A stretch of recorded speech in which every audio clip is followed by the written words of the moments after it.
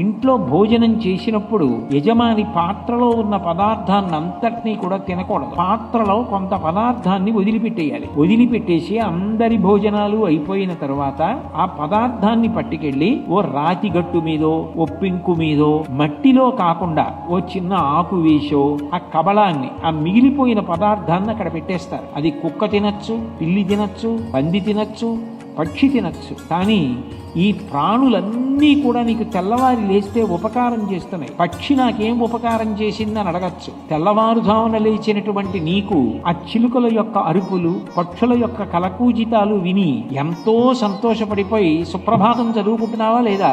అంటే పక్షుల యొక్క కలకూజితాలు విని నువ్వు సంతోషిస్తున్నావు. కాబట్టి ప్రతిరోజు ఇంట్లో వారు తినగా కొంత పదార్థాన్ని సమస్త భూతముల కొరకు బయట పెట్టవలసిందే.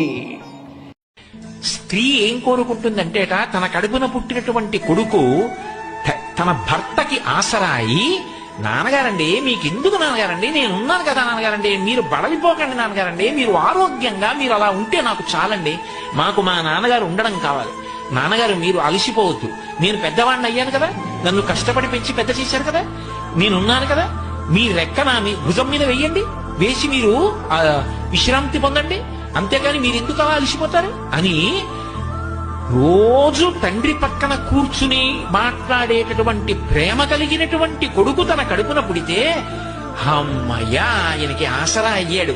పురుషుడు ఇంత కష్టపడి పెంచి పెద్ద చేశాడు బిడ్డల్ని, ఆయనకి ఆసరా అయ్యే కొడుకుని కన్నాననుకుని పొంగిపోతుందట. హేరంబుడు అంటే ఎప్పుడూ శివుడి పక్కన కూర్చునే లక్షణం ఉంటుంది కాబట్టి వినాయకుడికి హేరంబుడు అని పేరు. అంత గొప్ప కొడుకుని కన్నానని పొంగిపోతుంది అమ్మవారు. పెద్ద కొడుకు